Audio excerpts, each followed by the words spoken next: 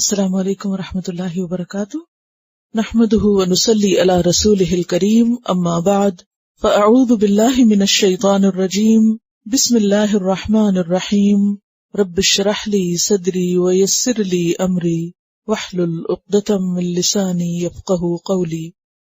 سبق نمبر 180 آیت 30 اور 31، لیسن نمبر 180 آیت 30 to 31۔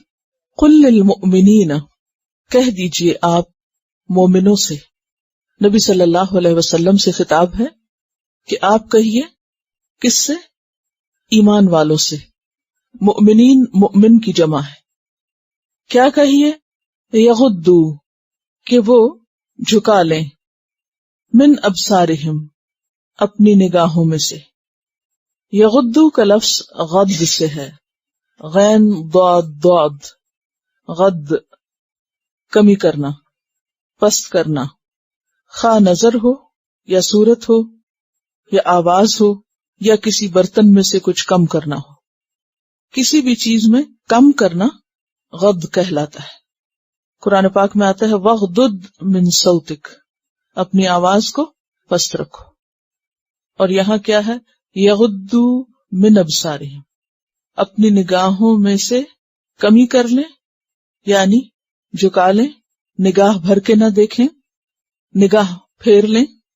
اور من یہاں تبعیض کے لیے ہے، یعنی بعض، یعنی ہر وقت نگاہ کم کرنے کی بات نہیں، بعض مواقع پر اور بعض چیزوں سے۔ ابصارہم بصر کی جمع، اپنی نگاہیں۔ اے محمد صلی اللہ علیہ وسلم، آپ مومنین کو بتا دیجئے کہ وہ اپنی نگاہوں میں سے کچھ نگاہیں کم کر لیا کریں، پست کر لیا کریں، جھکا لیا کریں، دوسرے لفظوں میں غض بصر کر لیا کریں۔ وَيَحْفَظُوا، اور حفاظت کریں، حَافَظَ، فُرُوجَهُمْ، اپنی شرمگاہوں کی، فرج کی جمع، اور اپنی شرمگاہوں کی حفاظت کریں۔ اور حفاظت میں خاص طور پر دو چیزیں آتی ہیں۔ نمبر 1، ان کو ننگا کرنے سے بچنا، یعنی اپنے سطر کو ڈھانپ کے رکھیں، ایکسپوز نہ کریں، حفاظت بمعنی ڈھانپنے کے۔ اور دوسرا معنی حفاظت کا، حرام کاموں سے اور غلط طریقوں پر ان کے استعمال سے انہیں روکیں، یعنی زنا سے بچیں، لواطت سے بچیں۔ وَيَحْفَظُوا فُرُوجَهُمْ، اور اپنی شرمگاہوں کی حفاظت کریں۔ ذَلِكَ، یہ بات، ازکا، زیادہ پاکیزہ ہے، پاکیزہ تر ہے، لہم، ان کے لیے، یعنی ان کے دلوں کے لیے، عزت و عصمت کے لیے۔ ان اللہ، بے شک اللہ تعالی، خبیر، خوب باخبر ہے، بما، ساتھ اس کے جو، یصنعون، وہ کرتے ہیں، ان کے کاموں سے، یعنی جو بھی وہ اپنی نگاہوں اور شرمگاہوں سے کرتے ہیں اس سے اللہ تعالی خوب واقف ہے۔ یہاں سے ہم دیکھتے ہیں کہ اب مزید کچھ ایسے احکامات دیے جا رہے ہیں کہ جن سے معاشرے کے اندر فاحشہ کو روکا جا سکے۔ پیچھے ہم نے سب سے پہلے زنا کے بارے میں پڑھا، حد قذف کے بارے میں پڑھا، اور پھر واقع افک پڑھا، اور اس کے بعد پھر فاحشہ کی تشیع کا نقصان پڑھا، یعنی فحاشی اور عریانی جو ہے اس کے پھیلانے کے بارے میں جو ناپسندیدگی ہے اللہ سبحانہ وتعالی کی طرف سے، اس کے بارے میں پڑھا۔ اور اب ان چیزوں کی روک تھام کے لیے کچھ اور احکامات دیے جا رہے ہیں۔ ان کو سد ذرائع بھی کہا گیا ہے، یعنی ایسے ذرائع کو بند کرنا، ایسے ذریعے کی روک تھام کہ جس سے بڑی خرابی تک انسان پہنچے۔ تو غض بصر بھی سد ذرائع میں سے ہے۔ حدیث میں آتا ہے کہ ہر بادشاہ کی ایک چراگاہ ہوتی ہے، یعنی حدود ہوتی ہیں، اس کی باؤنڈریز ہوتی ہیں، اور اللہ کی چراگاہ اس کی حرام کردہ اشیاء ہیں، یعنی اس نے جو حدود ہمیں دی ہیں، جن چیزوں سے روکا ہے۔ اور تقویٰ کیا ہے؟ اپنے آپ کو ان حدود سے بھی دور رکھنا، کیونکہ جو شخص چراگاہ کے کنارے کنارے جانور چرائے گا، قریب ہے کہ وہ اس میں جا پڑے، جا گرے۔ یعنی اگر کوئی شخص بذات خود حرام کا ارتکاب کرنے کا ارادہ نہیں بھی رکھتا، لیکن اگر وہ حرام کام کے قریب بھی چلا گیا تو پھر وہاں سے اس کا بچنا مشکل ہوگا. اگر وہ پھسل گیا تو حرام میں جا پڑے گا. اس لیے ضروری ہے کہ وہ ایسے کاموں سے بچے کہ جن سے وہ بڑی برائی کا شکار ہوتا ہے. قرآن پاک میں آپ یہ بھی پڑھ چکے ہیں سورۃ بنی اسرائیل میں، وَلَا تَقْرَبُوا الزِّنَا، کہ زنا کے قریب بھی نہ جاؤ، إِنَّهُ كَانَ فَاحِشَةً وَسَاءَ سَبِيلًا. تو زنا کے قریب کیا چیز لے جاتی ہے؟ بھٹکی ہوئی نظر، بہکی ہوئی نظر. تو اس لیے کیا حکم دیا کہ اپنی نگاہ کی حفاظت کرو، نگاہ کو بچاؤ. وہ ایک محاورہ ہے نا کہ what the eyes admire، جہاں نگاہیں انسان کی تعریف کرتی ہیں، جس چیز کو ایڈمائر کرتی ہیں، the heart desires، تو دل اسی کی تمنا کرتے ہیں، اسی کی خواہش کرتے ہیں. تو انسان پہلے مرحلے کے طور پر ہی، یا پہلا وہ سبب یا ذریعہ جو انسان کو حرام کی طرف لے جائے کہ جس کے بعد دنیا اور آخرت میں انسان سزا کا مستحق ہو، تو بہتر یہ ہے کہ ایسی چیزوں کو دیکھنے سے ہی پرہیز کرے یا اپنے آپ کو فتنے کے مواقع سے بچا کے رکھے. اور جہاں دیکھنا حلال نہیں، جہاں دیکھنا جائز نہیں، وہاں نہ دیکھے. آپ صلی اللہ علیہ وسلم نے نگاہ کو یا نظر کو ابلیس کے تیروں میں سے ایک تیر کہا ہے. یعنی نگاہ کے ذریعے ابلیس غلط کام کرواتا ہے. یعنی انسان کے اوپر شیطان کا وار کہاں کہاں سے اثر انداز ہوتا ہے یا وہ کامیاب ہوتا ہے، ان میں سے ایک طریقہ اس کا انسان کی نگاہ کو بھٹکانا ہے. اور جب انسان کی نگاہ بھٹک جاتی ہے، بہک جاتی ہے، تو پھر برائی کی طرف اس کا آگے بڑھنا آسان ہو جاتا ہے. مسند احمد اور ترمذی کی روایت میں آتا ہے، رسول اللہ صلی اللہ علیہ وسلم نے حضرت علی سے فرمایا، علی پہلی نظر کے پیچھے دوسری نظر نہ کرنا. یعنی ایک دفعہ کسی ایسی چیز پر نظر پڑی کہ جس کو دیکھ کر دل میں برا خیال آیا، تو اب کیا ہے، دوبارہ وہاں نہ دیکھا جائے. یہ دوبارہ نہ دیکھنا دراصل کیا ہے، غض بصر، کم کر لینا، یعنی بچا لینا، اپنی نگاہ پھیر لینا، نگاہ دوسری طرف کر لینا. کیونکہ پہلی نظر معاف ہے لیکن دوسری جائز نہیں، دوسری پر حساب ہوگا. اور دوسری دفعہ دیکھنے کا مطلب بھی کیا ہے کہ وہاں پر کوئی اٹریکشن محسوس ہوئی ہے. تو اس لیے ایسی نگاہوں کا کوئی جواز نہیں کہ جو برائی کی یا ایسے مناظر کی تلاش میں بھٹکتی پھریں. یعنی مردوں کے لیے، چونکہ یہاں یہ حکم ہے کہ مردوں کے لیے جائز نہیں کہ وہ ایسی چیزوں کو دیکھیں، یعنی خواتین کو یا ایسے مناظر کو دیکھیں کہ جس سے ان کے اندر جنسی بے راہ روی پیدا ہوتی ہو. حضرت جریر بن عبداللہ کا بیان ہے کہ میں نے رسول اللہ صلی اللہ علیہ وسلم سے اچانک نظر پڑ جانے کا مسئلہ دریافت کیا کہ ہم جا رہے ہوتے ہیں، راستے میں ایسی کوئی چیز سامنے آ جاتی ہے، تو حضور نے مجھے حکم دیا کہ میں نگاہ پھیر لیا کروں. تو یہی نگاہ پھیرنا کیا ہے، غض بصر. یہ مسلم کی روایت ہے. ایک اور حدیث میں آتا ہے کہ آپ صلی اللہ علیہ وسلم نے لوگوں سے فرمایا، ایاکم والجلوس فی الطرقات، راستوں میں بیٹھنے سے بچو، راستوں میں نہیں بیٹھا کرو. کیوں؟ کیونکہ ہر طرح کے لوگ گزر رہے ہوتے ہیں، پھر انسان کی ان پہ نظر پڑتی ہے، وہاں سے خرابی شروع ہوتی ہے. تو لوگوں نے کہا کہ لا بد لنا من مجالسنا نتحدث فیہا، کہ ہم مجبور ہیں کہ ہمیں اپنی مجالس یا اکٹھے بیٹھنے کے لیے کوئی جگہ چاہیے ہوتی ہے کہ جس میں ہم مل کے کوئی بات کر سکیں، اور ایسی جگہ ہمیں راستوں میں ہی میسر ہیں. تو اس پر آپ نے فرمایا، فقال رسول اللہ صلی اللہ علیہ وسلم فإن ابیتم، کہ اگر تمہیں کوئی چارہ نہیں، فآتوا الطریق حقہ، تو راستے کو اس کا حق دو. قالوا، انہوں نے کہا، وما حق الطریق، راستے کا حق کیا ہے یا رسول اللہ صلی اللہ علیہ وسلم؟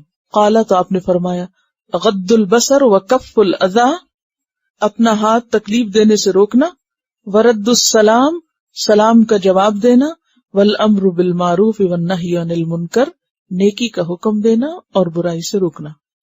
تو اس حدیث سے بھی کیا پتہ چلتا ہے کہ اگر انسان کو مجبوراً کسی ایسی جگہ بیٹھنا پڑے، کہیں کام کرنا پڑے، کسی ورک پلیس پر ہے، اور اس کو مجبوراً خواتین سے سابقہ یا واسطہ ہے، یا وہ ایسے معاشرے میں رہتا ہے کہ جہاں پر ایسی خواتین ہیں کہ جن کے اندر حیا نہیں، یا ان کے ہاں پردے کا کوئی کانسیپٹ نہیں، تو اس صورت میں انسان خود کو خود بچائے.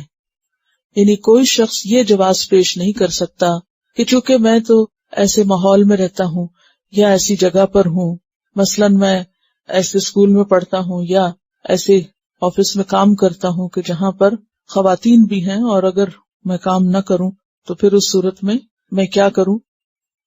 تو ایسی صورت میں انسان کے لیے یہ تو مشکل ہے کہ کسی جنگل میں نکل جائے یا سب کچھ چھوڑ بیٹھے. ہاں، یہ ضرور ہے کہ اللہ تعالیٰ نے اس کے لیے جو حدود رکھی ہیں اور جو پریکاشنری میتھڈز اس کو بتا دیے ہیں ان کو استعمال کرے اور حرام سے بچے. اور ان میتھڈز میں سب سے پہلا میتھڈ کیا ہے کہ جہاں اٹریکشن محسوس ہو وہ راستہ ہی بھول جائے، وہاں سے نگاہ پھیر لے، کیونکہ اس میں اپنا ہی فائدہ ہے. کیونکہ بعض چیزوں کے پیچھے اگر انسان کی نگاہیں بھٹکیں تو حاصل کچھ بھی نہیں ہوتا سوائے پریشانی اور بے چینی کے. اسی لیے ہم دیکھتے ہیں کہ آپ صلی اللہ علیہ وسلم نے، مسند احمد کی روایت میں آتا ہے کہ آپ نے فرمایا، جو مسلمان کسی عورت کی خوبصورتی پہلی مرتبہ دیکھ کر آنکھ بند کر لیتا ہے، یعنی کسی کی خوبصورتی دیکھ کر اگر وہ اپنے آپ کو روک لیتا ہے، تو اللہ تعالیٰ اس کے لیے عبادت میں حلاوت پیدا کر دیتا ہے، اس کی عبادت میں لطف پیدا کر دیتا ہے، ایمان کی مٹھاس اس کو نصیب ہونے لگتی ہے جو شخص اپنے آپ کو خود بچاتا ہے. اب اس میں آپ دیکھیے کہ یہ ایک ایسا معاملہ ہے جو اللہ اور بندے کے درمیان ہے، کوئی دوسرا بیچ میں نہیں آ سکتا، کوئی کسی کو نہیں جان سکتا کہ کون کہاں دیکھ رہا ہے، کیوں دیکھ رہا ہے، اور اس دیکھنے کے بعد اس کے دل پر کیا گزر رہی ہے، اور کون اپنی نگاہ کو کس طرح بچا رہا ہے. تو خلاصہ کلام کا یہ ہے کہ ایسی نگاہ جو انسان کو فتنے میں مبتلا کرنے والی ہو، اس نگاہ کو خود کنٹرول کرنا لازم ہے. یغضوا من ابصارہم، یعنی اس سے یہ سامنے نہیں آتا کہ انسان مطلقاً کسی کی طرف دیکھے ہی نہ، یا وہ سر جھکا کے اور بالکل نیچے گردن کر کے راستے میں چلے، ایسا ہو نہیں سکتا. اصل چیز کیا ہے کہ جہاں انسان کو اپنے اندر خرابی محسوس ہونے لگے وہاں خود پر خود چیک رکھے، سیلف کنٹرول سے کام لے اور اپنی نگاہ ادھر سے پھیر لے، خواہ پھر سر جھکا کے پھیرنا پڑے یا آنکھیں پھیر کے، یا کسی بھی طریقے سے. ہر شخص کو اللہ نے عقل اور سینس دی ہے کہ وہ خود کو خود کس طرح کنٹرول کرے. اور اس میں ہم دیکھتے ہیں کہ اگر کوئی انسان کسی دوسرے کے اندر بھی کوئی ایسی چیز دیکھ رہا ہے، مثلاً آپ کہیں جا رہے ہیں، آپ کے بچے آپ کے ساتھ ہیں یا کوئی بھی، تو اگر آپ دیکھتے ہیں کہ وہ کسی کو گھور کے دیکھ رہے ہیں یا یہ کہ بار بار دیکھ رہے ہیں، تو ایسے میں نہی عن المنکر کرنا بھی ضروری ہے. اس میں ہم دیکھتے ہیں آپ صلی اللہ علیہ وسلم حجۃ الوداع کے موقع پر لوگوں کو مختلف مسائل کا جواب دے رہے ہیں، تو قبیلہ خثعم کی ایک عورت جو ہے وہ آپ کے پاس آتی ہے اور کچھ مسائل دریافت کرتی. چونکہ وہ خاتون حالت احرام میں تھی، اور آپ جانتے ہیں کہ حالت احرام میں چہرہ نہیں ڈھانکا جاتا، تو آپ کے پیچھے حضرت فضل بن عباس تھے، آپ کے چچا کے بیٹے. تو آپ نے یہ دیکھا کہ حضرت فضل جو ہیں وہ اس عورت کو دیکھ رہے ہیں اور وہ عورت بھی ان کو دیکھ رہی ہے. تو آپ صلی اللہ علیہ وسلم نے حضرت فضل کا منہ فوراً اپنے ہاتھ سے دوسری طرف پھیر دیا. اس سے کیا پتہ چلتا ہے کہ اگر کسی کو ہم دیکھیں کہ وہ درست نہیں کر رہا تو حکم کیا ہے منکر کو دیکھ کے؟ سب سے پہلے تو ہاتھ سے روکنے کا حکم ہے. اگر ہاتھ سے نہیں تو پھر زبان ہے اور پھر دل ہے. اس سے کمتر درجے کا ایمان، یعنی اس کے بعد تو ایمان کا کوئی درجہ ہی نہیں کہ انسان کسی کے اندر برائی دیکھے اور پھر اس کے سد باب کی کوئی کوشش نہ کرے. بہرحال یہ روایت بخاری کی ہے. ترمذی کی روایت میں آتا ہے، آپ نے فرمایا کہ میں نے ایک جوان مرد اور ایک جوان عورت کو دیکھا کہ وہ ایک دوسرے کو دیکھ رہے ہیں، تو مجھے دونوں کے متعلق شیطان کا اندیشہ ہوا کہ اگر یہ زیادہ دیر ایک دوسرے کو دیکھیں گے تو اس سے کیا ہوگا؟ شیطان اپنا کام کر جائے گا، کیونکہ آپ نے نگاہ کو کیا قرار دیا؟ شیطان کے تیروں میں سے، ابلیس کے تیروں میں سے ایک تیر جس کے ساتھ وہ لوگوں کو شکار کرتا ہے، اور پھر وہاں سے مزید خرابی شروع ہو جاتی ہے۔ تو پھر خلاصہ کیا ہے؟ قل للمؤمنین یغضوا من ابصارہم، کہہ دیجئے ایمان والوں سے کہ وہ پست رکھیں اپنی نگاہوں میں سے، کم کر لیں اپنی نگاہوں میں سے، پھیر لیں اپنی نگاہوں میں سے۔ یعنی کہتے ہیں نا کہ برائی کو پہلے ہی درجے پر روک لو، کیونکہ اگر اس کو چھوڑ دیا گیا تو وہ ہلاکت خیز ہوگی۔ کہتے ہیں اسٹچ ان ٹائم سیوز 9، تو بڑی خرابی سے پہلے چھوٹی خرابی۔ اور ویسے بھی شہوانی نظر اور اس طرح کا دل بھر کے کسی اجنبی عورت کو دیکھنا جو ہے وہ آنکھوں کا زنا ہے، اسے آنکھوں کا زنا قرار دیا گیا۔ اور پھر یہ جو نفسانی خواہشات ہیں، چونکہ ان کا جو سلسلہ ہے وہ شروع ہی نگاہ سے ہوتا ہے، تو آپ صلی اللہ علیہ وسلم نے فرمایا اپنی امت کے بارے میں جن چیزوں کا مجھے خوف ہے ان میں سب سے زیادہ ڈراؤنی 2 چیزیں ہیں، یعنی میں اپنی امت کے بارے میں جن چیزوں سے ڈرتا ہوں ان میں سب سے زیادہ خوفناک 2 چیزیں ہیں۔ نمبر 1 نفسانی خواہش، اور نمبر 2 لمبی آرزوئیں۔ جہاں تک نفسانی خواہش کا تعلق ہے تو وہ حق بات سے روکتی ہے، یعنی پھر انسان حق سے دور ہو جاتا ہے، اور لمبی آرزو آخرت بھلا دیتی ہے۔ لمبے لمبے دنیا کے منصوبے بنانا اور اسی میں زندگی بسر کر دینا، یہ انسان کو اس کی اصل منزل یعنی آخرت سے غافل کر دیتا ہے۔ پھر فرمایا وَيَحْفَظُوا فُرُوجَهُمْ، اور وہ حفاظت کریں اپنی فروج کی، اپنی شرمگاہوں کی۔ تو دوسرا حکم حفظ فروج ہے۔ اس میں جیسا کہ پہلے بھی میں نے عرض کیا کہ پہلی بات تو یہ ہے کہ اپنی شرمگاہیں ڈھانپ کر رکھیں۔ ڈھانپنے کا مطلب کیا ہے کہ نمبر 1 انسان ایسا لباس نہ پہنے کہ جس میں انسان کا سطر کھل جائے، ایسا لباس پہنے کہ جس سے انسان اپنے آپ کو محفوظ رکھے۔ مثلا اگر پاجامہ پہنا ہے یا دھوتی باندھی ہوئی ہے، یعنی مختلف علاقوں کے نیچے کے جو ڈریسز ہیں وہ مختلف طرح کے ہوتے ہیں، تو ان ڈریسز کو مضبوط طریقے سے پہنے جائیں۔ ایسا نہیں کہ وہ اتنے ڈھیلے ہوں کہ وہ لٹکتے لٹکتے انسان کے آدھے سطر کو کھول دیں، اور اس کو پھر فیشن کا نام دے کر انسان اسے خوبصورت سمجھے اور اس کو قابل ناز یا قابل فخر سمجھے۔ دوسری بات یہ ہے کہ ایسا لباس نہ ہو کہ جس سے جسم کے قابل شرم حصے جھلکیں، یعنی سی تھرو ڈریس نہ ہو کہ جس سے جسم نمایاں ہو۔ نمبر 3 ایسا ڈریس نہ ہو، اتنا ٹائٹ نہ ہو کہ جس سے بالکل پوری شیپ جسم کی نظر آ رہی ہو، خواہ کپڑا پہنا ہوا ہی کیوں نہ ہو۔ کیونکہ بعض اوقات ایسا لباس پہنا جاتا ہے کہ جو بظاہر تو جسم ڈھکا ہوا نظر آتا ہے، لیکن وہ جسم کے ساتھ اس قدر چپکا ہوا ہوتا ہے کہ انسان کا جسم کے پورا سائز اور پوری ہر چیز، اس کے کٹ وغیرہ نمایاں دکھ رہے ہوتے ہیں، تو یہ بھی منع ہے۔ یحفظوا فروجہم میں اپنی شرمگاہوں کی حفاظت کریں، یعنی ان کو ننگا ہونے سے بچائیں، اور ننگا ہونے میں کوئی بھی طریقہ ہو سکتا ہے جو ابھی میں نے ذکر کیے ہیں۔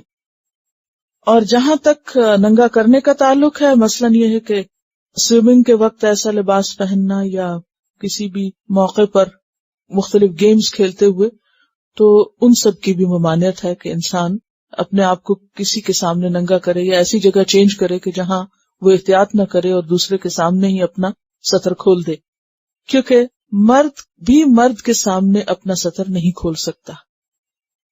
یہاں آپ دیکھیے کہ یحفظوا فروجہم میں بیوی کے سوا باقی تمام لوگ آتے ہیں، ٹھیک ہے، خواہ وہ محرم ہو یا نامحرم عورتیں، مرد ہوں یا بچے ہوں، بوڑھے ہوں یا کوئی بھی ہو، سب آتے ہیں۔ تو مومن مردوں سے کیا کہا گیا کہ وہ اپنی شرمگاہیں ڈھانپ کے رکھیں۔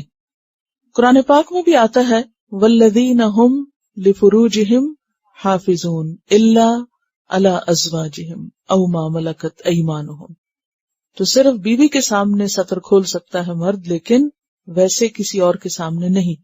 یا پھر وہ باندیاں جو نکاح کے متبادل طریقہ تھا اس دور میں، اب تو وہ ختم ہو گیا، خلفائے راشدین کے دور کے اختتام پر تقریباً غلاموں کا جو سلسلہ تھا وہ اپنی اختتام کو پہنچ گیا تھا. تو آج کے دور میں تو یہ صرف بیوی پر ہی منطبق ہو سکتا ہے. اور مرد بھی مرد کے سامنے ننگا نہیں ہو سکتا، خاص طور پر ناف سے لے کر گھٹنوں تک، نیز تک، نیز انکلوڈڈ ہے. کسی لڑکے کو یا مرد کو مرد کے سامنے بھی اس حصے کو نہیں کھولنا چاہیے، ناف سے لے کر گھٹنوں تک. یعنی کوئی ایسا ڈریس نہ پہنے کہ جس سے یہ ایریا ننگا ہو یا نمایاں ہو، کیونکہ ران جو ہے، بٹکس جو ہیں، یہ بھی ستر میں شامل ہیں.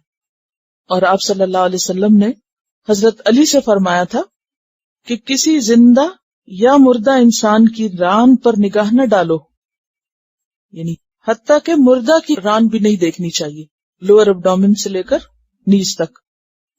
یہ دارقطنی کی روایت ہے. عورت الرجل ما بین سرتہ الی رکبتہ. کیا ہے عورت؟ عورت کہتے ہیں سطر کو، یعنی جسم کو چھپانا. عورت الرجل ما بین، ما بین کیا مطلب؟ درمیان، سرتہ یعنی ناف، نیبل، الی رکبتہ، رکبہ کہتے ہیں گھٹنے کو، اس کے درمیان ہے. آپ صلی اللہ علیہ وسلم نے جرحد اسلمی سے فرمایا، کیا تمہیں نہیں معلوم کہ ران عورہ ہے، یعنی ران کو چھپایا جائے گا. ایک اور حدیث سے ہمیں پتہ چلتا ہے کہ آپ صلی اللہ علیہ وسلم نے فرمایا، ننگا ہونے سے بچو، تمہارے ساتھ ہر وقت ایسی ہستیاں رہتی ہیں، یعنی فرشتے، جو تم سے کسی وقت الگ نہیں ہوتی سوائے رفع حاجت کے اور یعنی جماع کے، لہذا تم ان سے شرم کرو اور ان کی عزت کرو. تنہائی میں بھی آپ نے اسی لیے ننگا ہونے سے منع کیا کہ انسان بالکل ننگا ہو کر کام کرے کوئی. پھر اسی طرح صحیح مسلم کی روایت میں آتا ہے کہ مرد مرد کے ساتھ برہنہ ایک کپڑے میں نہ لیٹے، اور عورت عورت کے ساتھ برہنہ ایک کپڑے میں نہ لیٹے. یہ تمام کس میں آتے ہیں؟ حفظ فروج میں آتے ہیں. یعنی صرف دیکھنا نہیں، ٹچ کرنا بھی ایک دوسرے کو ان مقامات سے منع ہے. اور اس میں ایکسپشنل صورت صرف اور صرف کیا ہے کہ اگر کوئی ایسی سرجری ہے، علاج کی ضرورت ہے، تو اس صورت میں اس حصے کو کھول سکتے ہیں، ادروائز نہیں. یعنی کوئی معذور ہے یا کوئی بیمار ہے، بعض اوقات بیڈ ریڈن ہو جاتے ہیں والدین یا کوئی اور جن کو کوئی دیکھنے والا نہیں ہوتا، وہ اپنے آپ کو نہ واش کر سکتے ہیں نہ دھو سکتے ہیں، تو ایسی صورت میں بھی گلوز یا کوئی کپڑا استعمال کرنا چاہیے، براہ راست ٹچ نہیں کرنا چاہیے، خاص طور پہ شرمگاہ کو. تو یحفظوا فروجہم. ہاں اگر کوئی بیمار ہے یا مریض ہے تو علاج کی غرض سے ڈاکٹر اس کو دیکھ سکتا ہے، یا اور اسی طرح کوئی علاج کے لیے کچھ بھی چاہیے تو وہ کیا جا سکتا ہے، ادروائز نہیں. قل للمؤمنین یغضوا من ابصارہم وَيَحْفَظُوا فُرُوجَهُمْ ذَلِكَ أَزْكَىٰ لَهُمْ. یہ زیادہ پاکیزہ ہے ان کے لیے، یہ چیز ان کے لیے پاکیزہ ہے، ان کے دلوں کے لیے، ان کے روحانی اور ایمانی طہارت کے لیے، نفس کی پاکیزگی کے لیے یہ زیادہ بہتر ہے. اللہ نے تمہیں بڑی خرابیوں سے بچانے کے لیے یہ حکم دیا ہے. اور حفظ فروج میں دوسری بڑی بات جو ہے وہ کیا ہے؟ زنا سے بچنا، لواطت سے بچنا، یا کوئی بھی ایسا کام جس سے یعنی کہ اللہ کی یہ حد پامال ہوتی ہو، خواہ اس کی شکل کوئی بھی ہو، ان سب سے بچنا ضروری ہے. اور قرآن پاک کی ایک اور آیت ہے سورۃ الاحزاب آیت 35، اس میں بھی اللہ تعالیٰ مومن مردوں اور عورتوں دونوں کی صفت بیان کرتے ہیں. والحافظین فروجہم والحافظات، اپنی شرمگاہوں کی حفاظت کرنے والے مرد اور عورتیں. ان اللہ خبیر بما یصنعون، بے شک اللہ خبر رکھنے والا. اور خبیر کس کے وزن پر ہے؟ فعیل کے وزن پر، یعنی خوب خبر رکھتا ہے، بہت باخبر ہے. کس سے؟ بما یصنعون، اس چیز سے جو وہ کر رہے ہیں اپنی نگاہوں کے ساتھ یا شرمگاہوں کے ساتھ. وہ سب اللہ کو پتا ہے، اللہ دیکھتا ہے، کوئی نہ دیکھے کوئی نہ پوچھے. بعض اوقات لوگوں سے شرما کے، لوگوں سے ڈر کے، لوگوں کے خوف سے ان احکام پر عمل کر لیتے ہیں لیکن اللہ سے نہیں ڈرتے. تو یہاں یہ نہیں کہا کہ دیکھو لوگوں بچنا، کوئی دیکھ نہ لے تمہیں، کوئی انسان نہ دیکھ لے. کیا کہا؟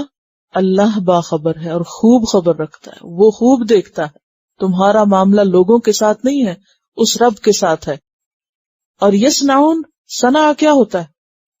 کاریگری، صنعت، یعنی کہ جو چیز انسان اپنے انٹینشن کے ساتھ اور اپنے کوشش کے ساتھ کرتا ہے. یعلم خائنۃ الاعین وما تخفی الصدور، وہ جانتا ہے نگاہوں کی خیانت اور جو دلوں میں چھپا ہوا ہے اس کو سب پتا ہے.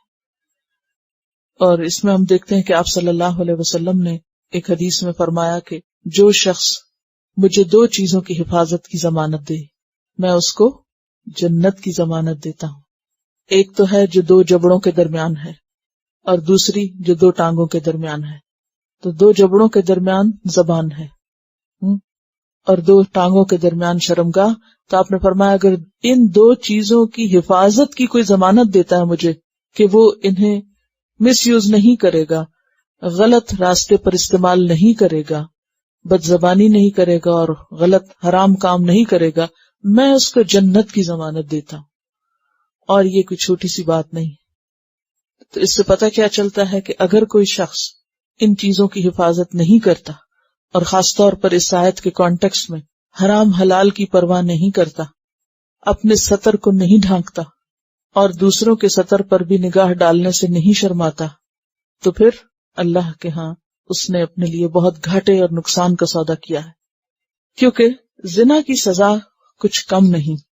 آپ صلی اللہ علیہ وسلم نے معراج کی رات میں کچھ ایسے لوگوں کو دیکھا جن کی جلد سکن آگ سے بنی ہوئی کینچیوں سے کاٹی جا رہی تھی. میں نے جبریل سے پوچھا، یعنی نبی صلی اللہ علیہ وسلم فرماتے ہیں میں نے جبریل سے پوچھا یہ کون لوگ ہیں؟ انہوں نے بتایا کہ یہ وہ لوگ ہیں جو عورتوں کو اپنی طرف مائل کرنے اور بدکاری کرنے کے لیے بناؤ سنگھار کرتے تھے.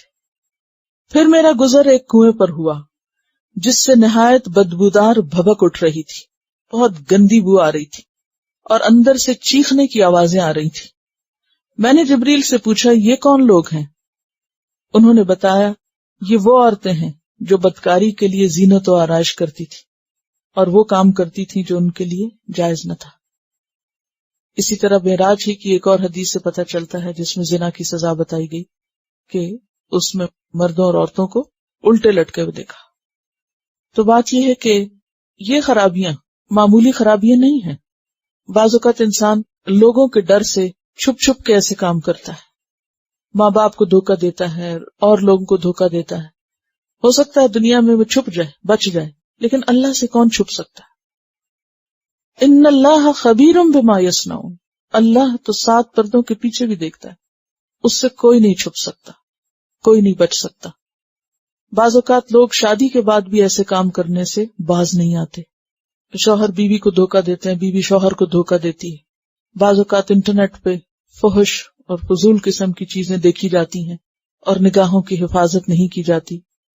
تو اگرچہ آیت بظاہر دیکھنے میں ہے لیکن کوئی بھی ایسی چیز جو دل کو ناپاک کرے وہ سب اس میں شامل ہے. یغضوا من ابصارہم، اپنی نگاہیں بچا کے رکھے، یعنی کسی حرام چیز کو نہ دیکھیں.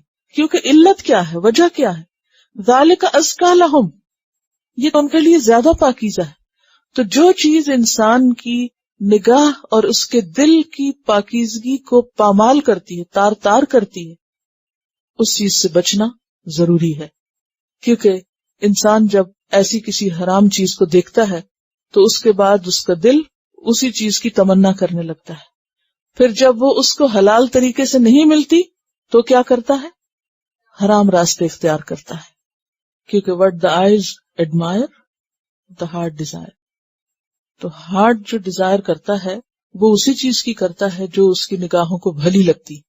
اور شیطان ایسی چیزوں کو انسان کے لیے خوشنما بنا دیتا ہے، خوبصورت بنا دیتا ہے، اور وہ کہتا ہے اتنی بھی کیا بات ہے، تمہیں اپنے آپ پہ کنٹرول نہیں، اور تم تو سب لوگوں کو خرابی سمجھتے ہو. جس رب نے پیدا کیا ہے وہ جانتا ہے کہ خرابی کہاں ہے اور کہاں نہیں.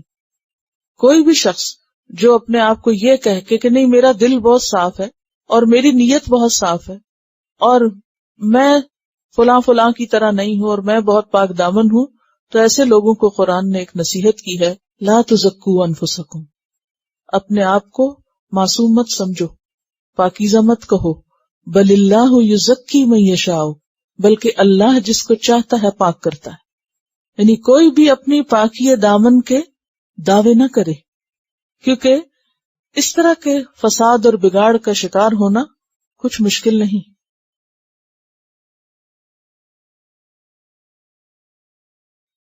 مردوں کے بعد عورتوں کو بھی حکم دیا گیا۔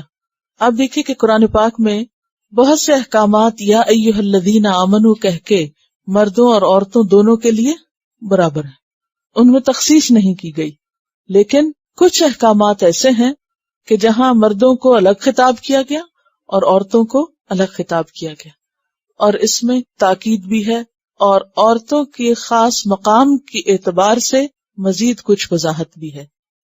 اس میں آپ دیکھ رہے ہیں کہ جو مردوں کو حکم ہے وہ تو 2 لائنوں میں ہی ختم ہو گیا ہے، لیکن جو حکم عورتوں کے لیے ہے وہ کئی سطور پر مشتمل ہے، تو اس لیے بھی اس کو الگ کر کے بیان کیا گیا ہے۔ اور ویسے بھی آپ دیکھیے کہ شروع سورت میں کیا فرمایا گیا، سورۃ انزلناہا وفرضناہا وانزلنا فیہا آیات بینات، تو اللہ تعالیٰ نے آیات کو، احکامات کو خوب بیان کیا ہے۔ پھر اسی طرح ہم ان آیات کے آخر میں دیکھتے ہیں آیت نمبر 34 میں، تو وہاں بھی ہے وَلَقَدْ أَنزَلْنَا إِلَيْكُمْ آيَاتٍ مُبَيِّنَاتٍ، ایسے احکام ہیں جن کے سمجھنے میں کوئی مشکل نہیں، کوئی دشواری نہیں، کوئی یہ نہیں کہہ سکتا کہ مجھے تو سمجھ ہی نہیں آئی کہ اللہ تعالیٰ کیا چاہتے ہیں۔ اور پھر یہ بھی فرمایا وَمَثَلًا مِّنَ الَّذِينَ خَلَوْا مِن قَبْلِكُمْ وَمَوْعِظَةً لِّلْمُتَّقِينَ، یہ سب تقویٰ کے اہتمامات ہیں۔ اللہ نے ان احکامات کو دے کر ہمارے اندر کیا پیدا کرنا چاہا؟ تقویٰ، کہ ہم برائی سے بچ سکیں، اللہ کی اطاعت کر کے اللہ کو راضی کر سکیں۔ وَقُلْ لِلْمُؤْمِنَاتِ، اور کہہ دیجئے مومن عورتوں سے، مؤمنات کس کی جمع ہے؟ مومنت ان کی، یغضضن، پست رکھیں، جھکا لیں، بچا کے رکھیں، من ابصارہن، اپنی نگاہوں میں سے بعض کو، وَيَحْفَظْنَ، اور حفاظت کریں، فُرُوجَهُنَّ، اپنی شرمگاہوں کی۔ یہ حکم ویسا ہی ہے جیسے مردوں کو دیا گیا، لیکن عملی اعتبار سے جب ہم سیرت کا مطالعہ کرتے ہیں تو اس میں ہم دیکھتے ہیں کہ تھوڑا سا فرق ہے۔ اصولی اعتبار سے ایک ہی طرح کا حکم ہے، لیکن عملی اعتبار سے تھوڑا سا فرق ہے۔ کیسے کہ مرد کا عورت کو دیکھنا زیادہ بڑا ہے بنسبت عورت کا مرد کو دیکھنا، دونوں کی نیچر کے فرق کے اعتبار سے۔ اور یہاں بھی یہ یاد رکھیے کہ یہ نہیں کہا گیا کہ مطلقاً دیکھنا منع ہے، کہ کوئی کسی کو دیکھ ہی نہیں سکتا، یہ نہیں کہا گیا۔ ضرورتاً تو انسان دیکھتا ہی ہے، مثلاً اگر آپ کہیں بازار میں جا رہے ہیں، کوئی گھر میں کام کرنے کو آیا ہے تو آپ کو پہچاننا پڑتا ہے کہ کون آیا ہے، کون گیا ہے، لیکن جس چیز سے منع کیا جا رہا ہے وہ خاص نگاہ ہے جو فتنے کا سبب ہے، جو حیا کو پامال کرنے والی ہے، جو دل کو خراب کرنے والی ہے، اور جو انسان کے لیے اس بڑی فاحشہ کے ارتکاب کا سبب بنتی ہے۔ تو اس میں ہم دیکھتے ہیں کہ آپ صلی اللہ علیہ وسلم نے حضرت عائشہ رضی اللہ تعالی عنہا کو حبشیوں کا تماشا دکھایا تھا، اس میں کوئی فتنے کی بات نہیں تھی۔ پھر اسی طرح یہ بھی ہے کہ ایک موقع پر ایک خاتون تھی فاطمہ بنت قیس، وہ بیوہ ہو گئی تو ان کی عدت گزارنے کا مسئلہ تھا، تو آپ نے کہا کہ تم ابن ام مکتوم کے ہاں چلی جاؤ کیونکہ وہ نابینا ہے، وہ تمہیں نہیں دیکھ سکتے۔ اب وہ تو ان کو نہیں دیکھ سکتے لیکن یہ تو ان کو دیکھ سکتی تھی، تو مراد یہ ہے کہ اس گھر میں رہنا کہ جہاں مرد عورت کو دیکھ سکے، اس کی نسبت وہ گھر کے جہاں مرد عورت کو دیکھ نہ سکے وہ زیادہ محفوظ جگہ تھی۔ لیکن یہاں بھی عورت اور مرد میں جو چیز مکمل طور پر برابر ہے وہ ہے فتنے کی نگاہ۔ اگر عورت بھی کسی مرد کو یا لڑکے کو دیکھ کر اپنے دل میں کوئی برا خیال پاتی ہے تو پھر دوسری دفعہ وہاں دیکھنے سے پرہیز کرنا چاہیے، اور یہ چیک انسان اپنے اندر ہی کر سکتا ہے، یہ اسکریننگ آپ اپنی خود ہی کر سکتے ہیں کہ آپ کس کی طرف کیسے دیکھ رہے ہیں، کیونکہ حساب اللہ کو دینا ہے۔ وَقُلْ لِلْمُؤْمِنَاتِ يَغْضُضْنَ مِنْ أَبْصَارِهِنَّ وَيَحْفَظْنَ فُرُوجَهُنَّ، اور يَحْفَظْنَ فُرُوجَهُنَّ میں سب سے پہلے تو وہی زنا سے بچنا، اور پھر عورت کا عورت سے برا تعلق جو ہے جس کو سحاق کہا جاتا ہے. لواطت مردوں کے لیے آتا ہے اور سحاق عورتوں کے لیے. جیسے اسحاق لکھتے ہیں نا تو الف ہٹا دیجیے بس. یعنی عورت کا عورت سے فزیکل ریلیشن شپ جو شہوانی خواہشات اور فحش حرکتوں پر مبنی ہو، اور جس میں عورت عورت کے جسم کے قابل شرم حصوں کو دیکھے اور پھر غلط طریقہ اختیار کرے. یعنی عورتیں عورتوں سے اپنی جنسی خواہشات پوری کریں. یعنی پہلی صورت کیا تھی؟ زنا کی، دوسری لواطت کی، تیسری سحاق جس میں عورت عورت کے ساتھ، یعنی جو لیزبین اور گے کا کانسیپٹ اس سوسائٹی میں بھی پایا جاتا ہے. اور اس میں یہ ہے کہ عورت کا عورت سے چمٹنا، کیونکہ آپ صلی اللہ علیہ وسلم نے واضح طور پر فرمایا، بخاری کی روایت ہے، کوئی عورت کسی دوسری عورت کے ساتھ نہ چمٹے.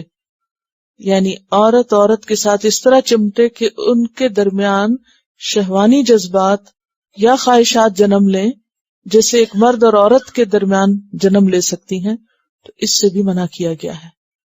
اور پھر کسی حیوان یا جانور کے ساتھ خواہش پوری کرنا.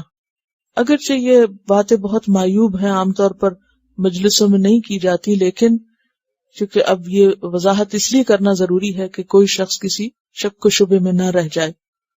اور اس میں آپ دیکھیے کہ اگر کوئی مرد کسی جانور کے ساتھ ایسی حرکت کر رہا ہے تو آپ نے فرمایا، ترمذی کی روایت ہے کہ اس حیوان کو بھی مار دو اور اس انسان کو بھی مار دو. یعنی لواطت انسانوں کے مابین اور انسان اور جانور کے مابین بھی بری چیز ہے. اسی طرح اگر کوئی عورت بھی کسی جانور کے ساتھ اس طرح حرکت کرتی ہے تو وہ بھی اسی میں شامل ہو جاتا ہے، خواہ مرد ہو یا عورت ہو. تو یہ تمام چیزیں فاحشہ میں بھی آتی ہیں اور حفظ فروج کے بھی خلاف ہیں. اور پھر وہ حدیث جو ہے جس میں حضرت ابو ہریرہ رضی اللہ تعالیٰ عنہ سے روایت ہے کہ آپ نے فرمایا، آنکھ کا زنا شہوت کی نظر سے کسی کو دیکھنا ہے، زبان کا زنا اس کی گفتگو کرنا ہے، نفس کا زنا اس کی آرزو اور خواہش کرنا ہے، اور انجام کار شرمگاہ اس کی تصدیق کرتی ہے یا تکذیب کرتی ہے. تو یحفظوا فروجہم اور یحفظن فروجہن میں کیا ہے؟ یہ آخری سٹیج ہے. آغاز نگاہ سے ہوگا اور اختتام شرمگاہ پہ. تو اس میں پھر صورت کوئی بھی ہو سکتی ہے. ان سب چیزوں سے منع کیا گیا ہے اور ان کو حرام قرار دیا گیا ہے. وَقُلْ لِلْمُؤْمِنَاتِ يَغْضُضْنَ مِنْ أَبْصَارِهِنَّ وَيَحْفَظْنَ فُرُوجَهُنَّ وَلَا يُبْدِينَ، اور نہ وہ ظاہر کریں. بدا یبدو سے ابدا یبدی، یبدین مؤنث کا صیغہ. زینتہن، اپنی زینت کو. زینت کیا چیز ہے؟ زان یزین سے زینت اختیار کرنا، اس کا معنی ہوتا ہے آراستہ کرنا کسی چیز کو، بیوٹیفائی کرنا، خوبصورت بنانا. اور زینت ہے آرائش. زینت کیا ہے؟ آرائش، جس کو بناؤ سنگھار بھی کہتے ہیں یا میک اپ بھی کہہ سکتے ہیں. ولا یبدین زینتہن، یعنی عورت جس جس چیز سے خود کو بیوٹیفائی کرتی ہے وہ چیزیں زینت ہے. قرآن پاک میں لباس کے لیے بھی زینت کا لفظ آیا ہے. کہاں پڑھ چکے ہیں آپ؟ سورۃ الاعراف میں. کیا ہے؟ الاعراف 31 میں خذوا زینتکم عند کل مسجد. تو ایسا لباس جو عورت اپنی آرائش و زیبائش کے لیے پہنتی ہے، خوبصورت لباس، مثلاً اس میں کوئی کڑھائی ہوئی ہے یا کوئی تلا ستارہ لگا ہوا ہے یا کوئی بھی یعنی کوئی ایسی بیلیں لگی ہوئی ہیں یا کوئی بھی خوبصورتی کی چیز جو لباس میں ہے، تو وہ بھی زینت ہو جاتی ہے. پہلے تو آپ زینت کا لفظ سمجھیں کہ زینت کیا ہے. زان یزین سے آراستہ کرنا، ٹو بیوٹیفائی.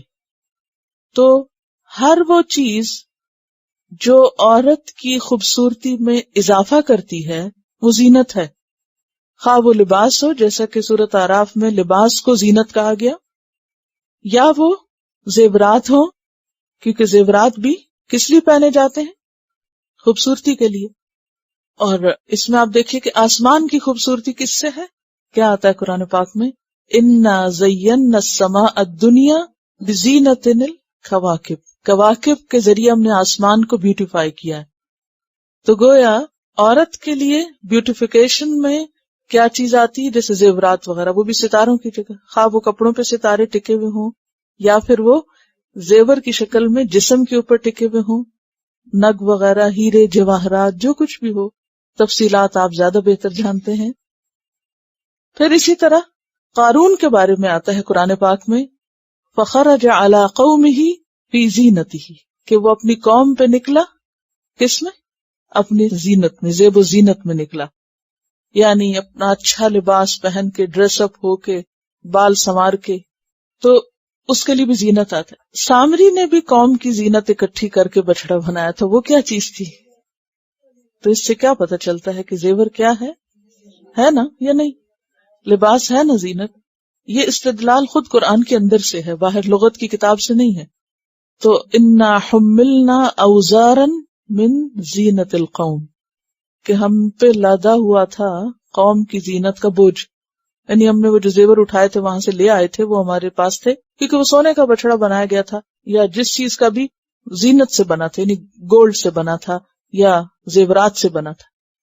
تو لباس زینت، زیورات زینت، اور اس کے علاوہ لباس پر لگی ہوئی ایسی چیزیں کہ جو زینت میں اضافہ کرتی ہیں.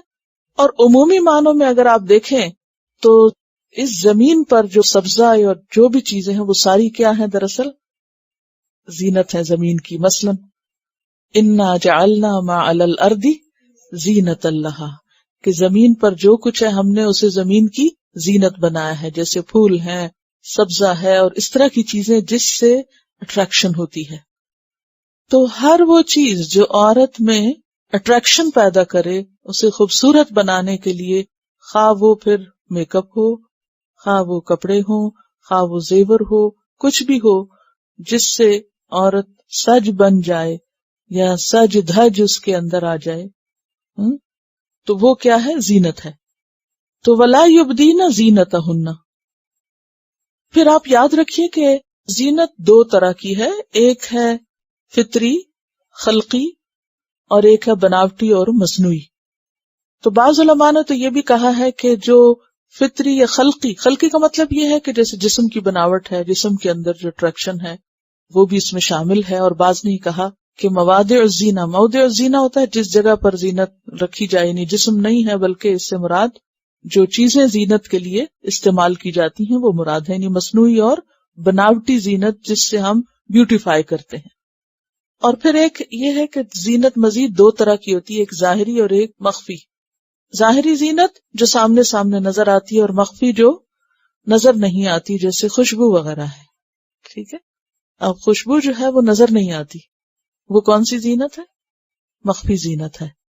تو یہاں پر دونوں طرح کی زینت چھپانے کے لیے کہا جا رہا ہے. اسی لیے عورت کو گھر سے نکلتے وقت، خصوصاً اگر وہ بازار وغیرہ جا رہی یا مسجد جا رہی جہاں بہت سے مرد ہیں، تو ایسی جگہوں پر ایسی خوشبو لگا کے جانے سے منع کیا گیا ہے کہ جو پھیلنے والی ہو. تو فرمایا وَلَا يُبْدِينَ زِينَتَهُنَّ، اور نہ وہ ظاہر کریں اپنی زینت، کیونکہ زینت کا ظاہر کرنا دراصل مردوں کے لیے فتنے کا ذریعہ بننا ہے. یعنی اگرچہ مردوں کو کہا گیا ہے کہ وہ اپنی نگاہیں جھکا کے رکھیں، لیکن اگر عورت ایکسٹرا اٹریکشن کے ساتھ گھر سے باہر نکلتی ہے تو وہ لا محالہ دوسرے کے لیے مشکل پیدا کرتی ہے. میمونہ بنت سعد کی روایت ہے ترمذی میں کہ آپ صلی اللہ علیہ وسلم نے فرمایا، وہ عورت جو آراستہ پیراستہ ہو کر، سج بن کر، اپنے آپ کو بیوٹیفائی کر کے نامحرموں میں اترا کر چلتی ہے، قیامت کے دن وہ مجسم تاریکی ہوگی جہاں نور کی کرن تک نہ ہو. یعنی اس عورت کو کوئی نور نہیں ملے گا. وہ آپ نے پڑھا نا کہ پلسرات پر گزرتے وقت ہر شخص کے پاس کیا ہوگا؟ اپنا اپنا نور، اپنے عمل کے مطابق ہوگا. تو گویا خود کو اس طرح پیش کرنا کہ جس سے دوسروں کی آزادی میں خلل پڑے اور ان کے لیے انسان باعث فتنہ بنے، وہ الٹیمیٹلی اس کا نقصان پھر خود پر آتا ہے، عورت کے اپنے اوپر آتا ہے. وَلَا يُبْدِينَ زِينَتَهُنَّ الا ما ظہر منہا، اس میں ایکسیپشنل صورت جو بتائی گئی وہ یہ ہے کہ ما ظہر منہا، جو اس میں سے خود بخود ظاہر ہو. یہ نہیں کہا گیا جو ظاہر کی جائے، یظہر نہیں ہے، ظاہرہ ہے، خود ظاہر ہو جائے. مثلا عورت ظاہر ہے جب باہر نکلے گی تو اس کے اوپر جو چادر ہوگی، وہ کپڑا جو ہے، اور اسی طرح جوتا یا پرس یا جو بھی، خواہ وہ بہت خوبصورت نہ بھی ہوں تو بھی ان کے اندر، یعنی وہ اس سے جو ظاہر ہو رہے ہوں خود بخود، یعنی جن کو چھپانا ممکن ہی نہیں، کیونکہ اگر ان کو بھی چھپایا جائے تو پھر تو عورت باہر نکل ہی نہیں سکتی کسی صورت میں. وہ تو پھر وہی ہوگا جیسے انڈیا میں پالکی وغیرہ میں پہلے بیٹھا کرتے تھے. پالکی ہوتی ہے نا جو چاروں طرف سے کورڈ ہوتی، یا تانگا وغیرہ ہوتا تو اس کے اوپر بھی کرٹن ڈالتے. یا ابھی تک کئی لوگوں کو میں نے دیکھا ہے کہ گاڑیوں کے اوپر بھی اندر کپڑے کے کرٹن لگاتے ہیں تاکہ عورت بیٹھی ہوئی بھی نظر نہ آئے. لیکن یہاں پر اس حد تک جانے کے لیے نہیں کہا گیا. وہ الگ بات ہے کہ کچھ جو اشرافیہ ہوتے ہیں یا ایلیٹ کے ایسے لوگ جو ایسی چیزوں کا اہتمام کرتے ہیں، وہ اس کو اپنا ایک شان یا اپنی ایک عزت کا معاملہ سمجھتے، وہ دین کے لیے بازوقت نہیں کرتے یا اللہ کا حکم سمجھ کے نہیں کرتے، بلکہ وہ اپنی ایک شان اور ایک بزرگی کے اظہار کے طور پر ایکسٹرا کرتے ہیں.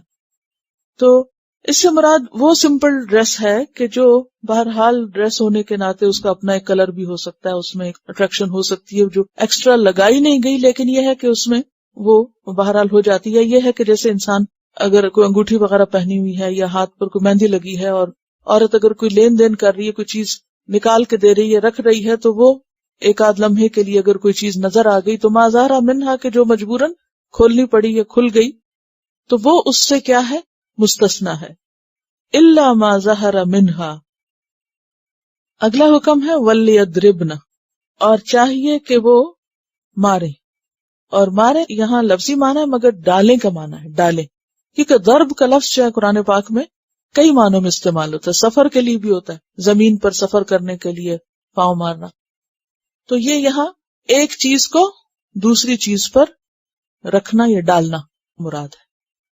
بنی اسرائیل کو جب گائے ذبح کرنے کے لیے کہا گیا تھا تو پھر وہ ایک مردے کے اوپر اس کا ایک حصہ مارنا تھا، تو کیا کہا گیا کہ بعض حصے کو بعض کے اوپر مارو. تو ضرب ہوتا ہے ایک چیز کو دوسری کے اوپر رکھنا یا ڈالنا یا مارنا.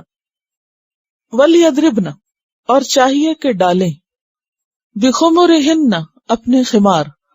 خمر جمع ہے کس کی؟ خمار کی. خمار خے میم رے سے ہے. خمر کہتے ہیں ڈھانپنے کو.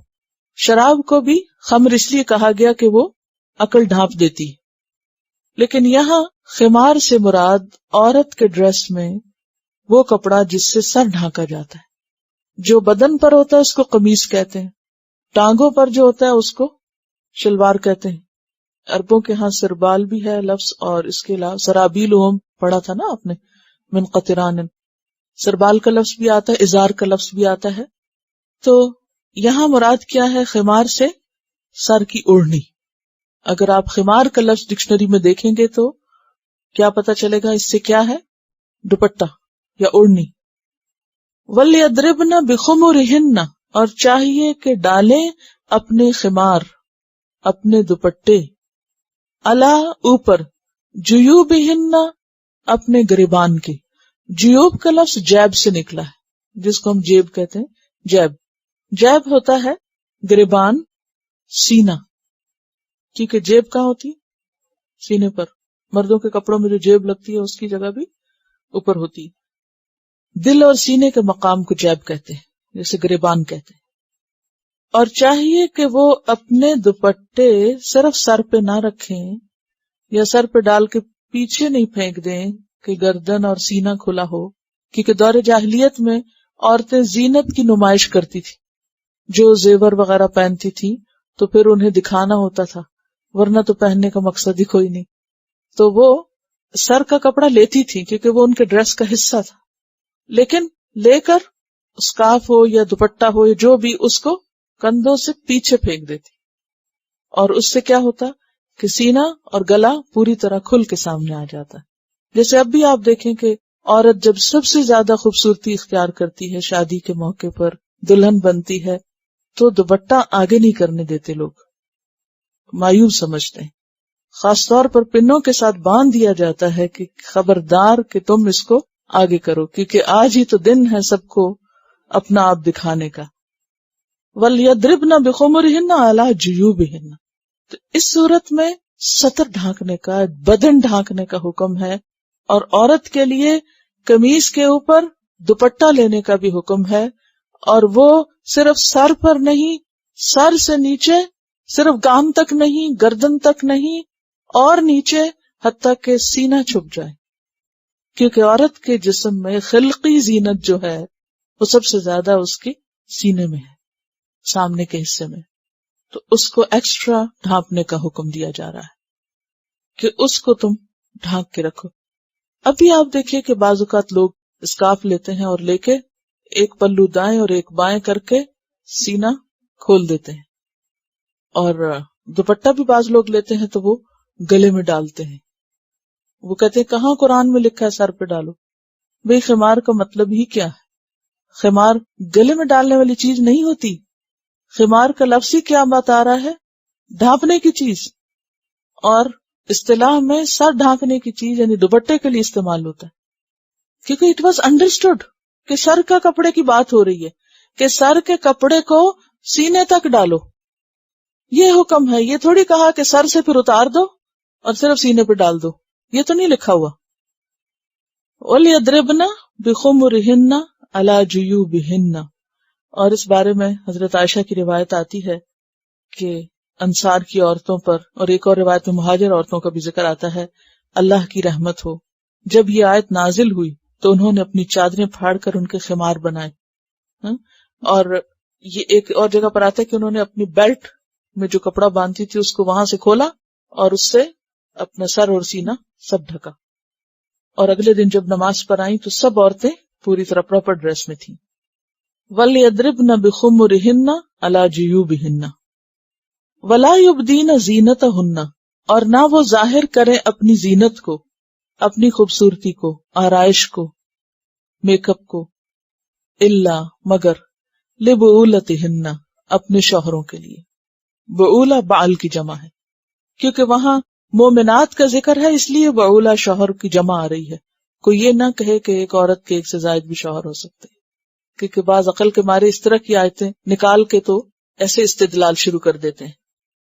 اور نہ ظاہر کریں اپنی زینت مگر اپنے شوہروں کے لیے. اور آج کی مسلمان عورت کے پاس اگر وقت نہیں تو شوہر کے لیے نہیں زینت ظاہر کرنے کا. او آبائہن، یا اپنے باپوں کے لیے. آبا اب کی جمع ہے، تو باپ اور باپ کے باپ وہ کون ہوتے ہیں؟ دادا، ماں کے باپ نانا وغیرہ، یہ سب اس میں شامل ہیں. جمع کا صیغہ آیا ہے، یعنی باپ، دادا، نانا. او یا آباء بعولتہن، اپنے شوہروں کے باپوں کے سامنے، یعنی خسر. آباء باپ، بعولتہن شوہروں کے، یعنی اس میں بھی آبا آیا تو یعنی سگے ہوں یا سوتیلے ہوں. او یا ابنائہن، اپنے بیٹوں کے سامنے، اور اس میں بیٹا اور بیٹے کا بیٹا اور اس کا بیٹا سب شامل ہے، پوتے اور نواسے وغیرہ بھی. او ابناء بعولتہن، یا بیٹے اپنے شوہروں سے، شوہروں سے بیٹے یعنی اسٹیپ سنس، یا پھر ان کے آگے سنس، پوتے وغیرہ ان کے. او اخوانہن، یا اپنے بھائی، حقیقی ہوں یا اللاتی ہوں یا اخیافی ہوں، بس منہ بولے نہیں. او اخوانہن، یا ان کے اپنے بھائی. او یا بنی اخوانہن، بیٹے اپنے بھائیوں کے، یعنی حقیقی اللاتی اخیافی. اللاتی اخیافی کا معنی تو پڑھ چکے نا پیچھے وراثت کے احکام میں بھی. او بنی اخوانہن، یا بیٹے اپنے بھائیوں کے لیے، بھتیجے اور بھتیجوں کی اولاد آگے. او بنی، یا بیٹے اخواتہن، اپنی بہنوں کے یعنی بھانجے اور پھر بھانجوں کی اولاد وغیرہ. او نسائہن، یا اپنی عورتیں، مراد ہے آزاد عورتیں. او ما ملکت ایمانہن، یا جو مالک ہیں ان کے دائیں ہاتھ یعنی غلام عورتیں، اور بعض نے اس سے غلام مرد بھی لیا ہے. تو نسائے ہنہ کے بھی دو معنی کیے گئے. بعض نے کہا اس سے مراد مسلمان عورتیں ہیں، اور بعض نے کہا کہ نہیں، اس سے مراد اپنی جنس کی عورتیں ہیں. اپنی جنس کی عورتیں سے مراد کیا ہے؟ یعنی نمبر 1 آزاد عورتیں، اور نمبر 2 ہجڑے وغیرہ نہیں ہو. آپ نے دیکھا ہوگا نا کہ ایک تو ہے نا مرد اور ایک عورت، اور ایک تیسری سیکس بھی ہوتی ہے نا جو مرد اور عورت کا مکسچر ہوتی ہے، جن کو ہجڑے بولتے ہیں نا. اب یہ ہے کہ ان میں بعض جو ہے بظاہر ان کے اندر عورتوں والی علامات نظر آتی ہیں، جیسے سینہ ابھرا ہوا ہے یا کوئی اور اس طرح کی، یا انہوں نے بال رکھے ہوئے ہیں. لیکن یہ ہے کہ ان کے اندر مردانہ خصوصیات بھی موجود ہیں. تو اب دیکھا یہ جائے گا کہ جن کو منسز ہوتے ہوں، یعنی جن کو حیض ہوتا ہو، اور جن کے اندر عورتوں والی علامات پوری طرح نمایاں ہوں، یعنی غالباً سر ہو، ان کے سامنے تو ہو سکتے ہیں. لیکن اگر ان کے اندر مردانہ صفات زیادہ ہوں اور کچھ عورتوں والی بھی ہوں تو پھر نہیں. ٹھیک ہے. تو نسائے ہنہ سے مراد ان کی اپنی جنس یعنی جو عورتیں ہیں، کیونکہ نان مسلم کا ذکر اگرچہ بعض نے کیا ہے اور اس کی وجہ انہوں نے کہا کہ فتنہ ہو سکتا ہے. تو بات یہ ہے کہ فتنہ تو مسلمان عورتوں میں بھی ہو سکتا ہے. اور پھر آپ صلی اللہ علیہ وسلم کے زمانے میں منافقین مردوں کے ساتھ منافقات عورتیں بھی تھیں، تو وہ تو مسلمان نہیں تھی. بعض کے ادوار میں بھی ہم دیکھتے ہیں کہ بعض اوقات بچوں کی پیدائش کے لیے نان مسلم جو دائیاں ہوتی تھی ان سے بھی خدمات حاصل کی گئی، یعنی صرف ظاہری سطر نہیں بلکہ ضرورتاً. تو اس میں جہاں تک فتنے کا ڈر ہے تو خواہ وہ قریبی رشتہ داروں میں سے ہی کوئی عورت ہو یا کوئی بھی ہو، اس سے تو پھر بچنا ایک الگ بات ہے.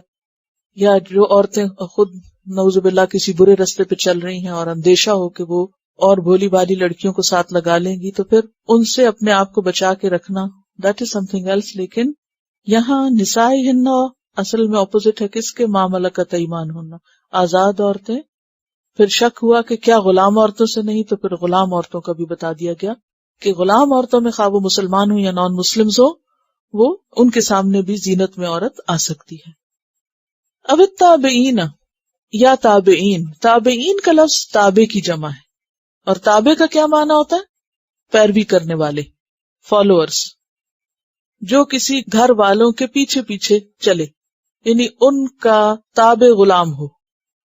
لیکن صرف تابع غلام کی بات نہیں، صرف خادم کی بات نہیں، آگے شرط بھی ہے. غیر اولی الاربتی، نہ حاجت رکھنے والے. اربا کہتے ہیں سخت حاجت کو، جو بغیر کسی ہیلے تدبیر کے پوری نہ کر سکے انسان. مراد ہے حاجت نکاح، شادی کی حاجت، نکاح کی حاجت، نفسانی خواہش مراد ہے. من الرجال، مردوں میں سے. پہلے ایمان ہن تک تو عورتوں کی بات تھی، اب آگے مردوں کی بات آ رہی. اور مردوں میں ایسے مرد جن کے اندر شادی کی خواہش نہیں، ان کے سامنے بھی عورت زینت کھول سکتی. یعنی بعض اوقات بعض علاقوں میں ایسے خاندانی غلام یا خادم ہوتے ہیں کہ جو بچپن سے ہی اسی گھر میں پیدا ہوئے، بعض اوقات ان کو دودھ بھی پلا دیا جاتا ہے. میں ایسی فیملیز کو جانتی ہوں کہ جن کی کافی بڑی بڑی زمینیں ہوتی ہیں، تو انہیں ان کی دیکھ بھال کے لیے بہت سے مردوں سے واسطہ ہوتا ہے، تو وہ بعض اوقات خاندان کی عورتیں ان کو دودھ پلا دیتی ہیں اور پھر وہ گھروں میں ان کا آنا جانا آسان ہو جاتا ہے. تو یہاں ایسے مرد جو لاوارث ہوں، کوئی ان کو دیکھ بھال کرنے والا نہ ہو، بوڑھے ہوں، بدھو ہوں، عقل ان کی کمزور ہو، ان کو صرف روٹی چاہیے، عورت نہیں چاہیے، تو ایسے مرد اگر کسی خاندان کے ساتھ ہیں، کوئی دور پار کا رشتہ دار ہو سکتا ہے، یا کوئی خادم ہو سکتا ہے، یا کوئی خاندانی غلام ہو سکتا ہے، تو ایسے مردوں کے سامنے بھی جا سکتے ہیں، کیونکہ وہاں وہ علت یا وجہ نہیں ہے جس سے خرابی یا فتنہ ہو سکتا. اب الطفل یا بچے، لڑکے مراد ہے یہاں. طفل سے مراد یہاں لڑکی نہیں بلکہ لڑکے، ینگ بوائز، چھوٹے.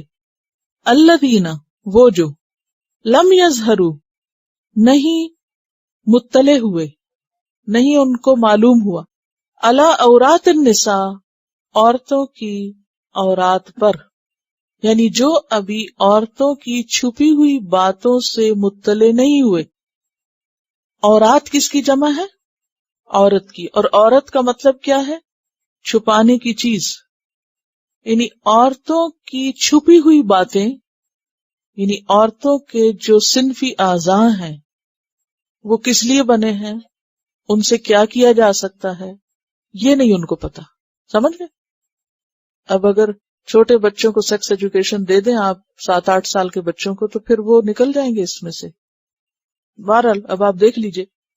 یعنی میں اس لیے اتنی کھول کے بات کر رہی ہوں کہ آپ کو یہ معلوم ہو کہ عورات سے مراد کیا چیز ہے. یعنی جو عورت کے جو صنفی اعضاء کا مطلب آپ سمجھتے ہیں نا، کہ عورت کے جو خاص پرائیویٹ پارٹس ہیں ان کے بارے میں یہ نہیں جانتے کہ ان سے کیا کیا جا سکتا ہے. یعنی جو عورتوں کی چھپی ہوئی چیزوں یا چھپے ہوئے جو اعضاء ہیں ان کے بارے میں ان کو کوئی ہوش نہیں، جو اس عمل کو ابھی نہیں جانتے، معصوم ہیں. ان کے سامنے اگر عورت زینت کے بغیر آ جاتی یا وہ عورتوں کی مجلس میں آ جاتے ہیں جہاں عورتیں اپنی زینت کھولے ہوئے، تو کوئی حرج. ہاں اگر وہ بچے یہ سب جان چکے ہیں اور ان کا بچپن ختم ہو چکا ہے تو پھر عورتوں کو اپنے سطر کی حفاظت کرنی ہوگی. یہاں کچھ محرم رشتہ داروں کا ذکر کیا گیا اور کچھ خواتین کا ذکر کیا گیا کہ ان کے سامنے عورت سج بن کے آ سکتی ہے. لیکن کچھ رشتے یہاں ذکر نہیں کیے گئے جو مصاہرت سے ہیں یا نسب سے یا رضاعت سے، وہ دوسری جگہوں پر ہمیں ملتے ہیں. ٹھیک ہے. مصاہرت کس کو کہتے ہیں؟ سسرالی. مثلا سسر کا ذکر ہے، داماد کا ذکر یہاں نہیں آیا. ٹھیک ہے. یعنی چونکہ ایک ایک کا لفظ گن گن کے بتایا گیا نا، تو مصاہرت سے جو رشتے مزید جن کے سامنے عورت زینت کھول سکتی ہے وہ کیا ہے؟ جسے داماد ہے. اور اس میں آپ دیکھیے کہ نکاح کے بعد داماد جو ہے اس پر ساس حرام ہو جاتی ہے، تو وہ پھر ابدی محرم، خواہ وہ جو بچی ہے وہ فوت ہو جائے یا کچھ بھی ہو، لیکن وہ ایک دفعہ جب نکاح ہو گیا اور رخصتی ہو گئی تو پھر وہ لڑکا یا وہ مرد جس سے عورت کی بیٹی بیاہی جائے اس کا معاملہ بھی اسی طرح ہو جاتا ہے. جیسے سسر کا معاملہ ہے ویسے ہی داماد کا معاملہ بھی ہے. پھر نسب سے کچھ رشتے ایسے ہیں جن کا ذکر یہاں نہیں، جیسے ماموں اور چچا. اس کو کیسے قیاس کیا گیا؟ کیونکہ یہاں بھتیجے اور بھانجے کا ذکر ہے، تو اگر بھتیجا پھپھی کے سامنے آ سکتا ہے تو اسی طرح بھتیجی چچا کے سامنے آ سکتی ہے. ٹھیک ہے. یعنی اس پہ قیاس کیا گیا ہے. نہیں سمجھ رہے؟ یعنی یہاں ماموں کا لفظ کو نہیں لکھا ہوا یا چچا کا لفظ نہیں لکھا، تو پھر چچا اور ماموں کہاں سے سمجھے جائیں گے؟ کہ جیسے بھانجے سے پردہ نہیں، کس کا؟ خالہ کا. تو اسی طرح بھانجی کا ماموں سے نہیں، اور پھر بھتیجے سے پھپھی کا نہیں، تو پھر چچا کا بھتیجی سے نہیں. پھر اس کے بعد رضاعت کے رشتے آتے ہیں. رضاعت کے رشتے، ان میں ایک اصول یاد رکھیے، بخاری کی روایت ہے، یحرم من الرضاعۃ ما یحرم من النسب. رضاعت سے وہ رشتے حرام ہو جاتے ہیں جو نسب میں حرام ہے. یعنی نسب کے رشتے کون سے؟ خون کے رشتے جو ہیں، یعنی بہن، بھائی، ماموں، خالہ. تو اسی طرح رضائی ماموں، رضائی خالہ، رضائی چچا، رضائی بھائی، ان کے سامنے بھی کیا ہو سکتا ہے؟ زینت ظاہر کی جا سکتی ہے. ایک اور چیز یہ ہے، وہ یہ ہے کہ یہاں بہت سو کو ایک ہی جگہ اکٹھا کیا گیا ہے. اب سوال یہ پیدا ہوتا ہے کہ کیا ان سب کے سامنے ایک طرح کی زینت ظاہر کی جائے گی یا اس میں بھی درجے ہیں؟ درجے ہیں. درجے کس اعتبار سے ہیں؟ ترتیب کے اعتبار سے ہیں. ٹھیک ہے. ترتیب کے اعتبار سے کیا مطلب اس بات کا؟ سب سے پہلے شوہر ہے، تو شوہر کے سامنے سب سے زیادہ زینت ظاہر کی جا سکتی ہے. ٹھیک ہے. کیونکہ ہن لباس لکم وانتم لباس لہن، بلکہ عورت کی زینت ہے ہی اس کے شوہر کے لیے. اس کے بعد باپ جو ہے وہ ایسے مقام پر ہوتے ہیں عام طور پر کہ جو باقی محرموں میں سب سے اعلیٰ درجے کا محرم ہے، کیونکہ بیٹی جو ہے وہ اس کا حصہ ہے، اس کا خون ہے یا اس کا نطفہ ہے. تو باپ ہیں. پھر اس کے بعد آپ دیکھ رہے ہیں کہ بعولتہن او آبائہن، اور پھر آبائے بعولتہن، پھر وہاں بھی آبا ہیں، پھر ابنا.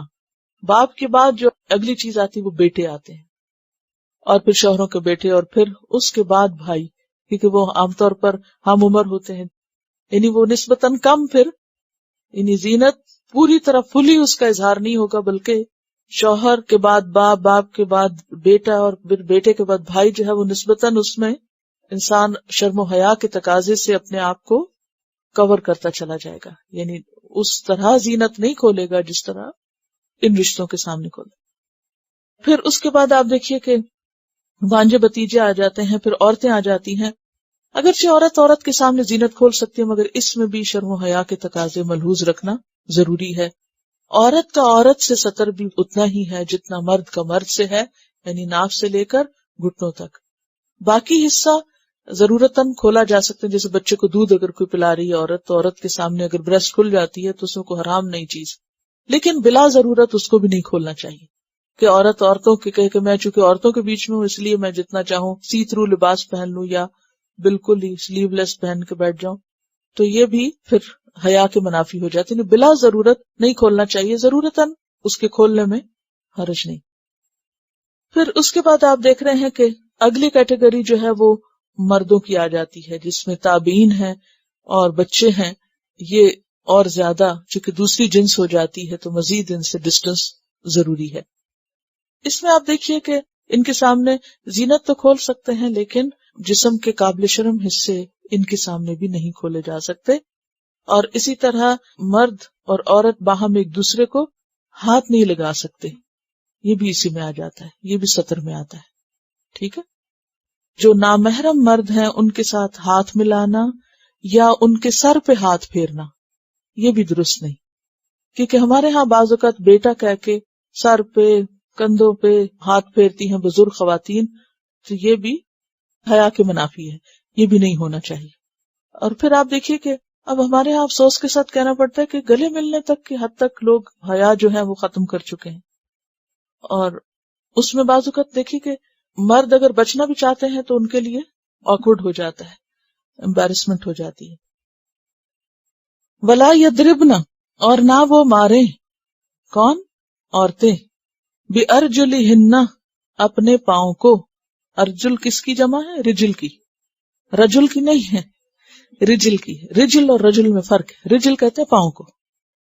اور نہ مارے اپنے پاؤں، لِيُعْلَمَ، تاکہ جانا جائے، یعلم جانا جائے، ما یخفینا، جو وہ چھپاتی ہیں، من زینتہن، اپنی زینت میں سے. تو یہاں زینت سے مراد کیا چیز ہے؟ پھر زیور وغیرہ، پازیب کی جھنکار یا چوڑیوں کی چھنکار یا کسی اور کپڑے یا زیور کے اندر سے جو آوازیں آتی ہیں وہ خفیہ زینت. یا پھر خوشبو وغیرہ اس میں آ جاتی ہے کہ ایسی چال نہ ہو یا اور کپڑے اس طرح اڑتے ہوئے نہ ہو کہ اندر کی ساری خوشبو اور زیور کی اور جو چھپی ہوئی زینت ہے وہ ساری سامنے ظاہر ہو جائے. یعنی پاؤں مار مار کے نہ چلیں، ہائی ہیلز نہ پہنے کہ جس سے ٹک ٹک کی آواز پورے مال میں گونج رہی ہو، اور جس کو نہیں بھی دیکھنا وہ بھی کام چھوڑ کے پیچھے دیکھتا چلا جائے. ان سارے احکامات کی وضاحت کرنے کے بعد اللہ تعالیٰ فرماتے ہیں وَتُوبُوا إِلَى اللَّهِ جَمِيعًا، اور توبہ کرو اللہ سے سب مل کر. یعنی انسان جتنی بھی کوشش کرے کہیں نہ کہیں اس سے اللہ کی حدود پامال ہو ہی جاتی ہیں، کہیں نگاہ کی خیانت اور کہیں زینت کا بے جا اظہار. تو ایسی صورت میں ضرورت کس کی ہے؟ توبہ کی. اور توبہ کس کو کہتے ہیں؟ لوٹنے کو، پلٹنے کو. کس سے؟ گناہ سے. کس کی طرف؟ اطاعت کی طرف. اللہ کی نافرمانی سے فرما برداری کی طرف.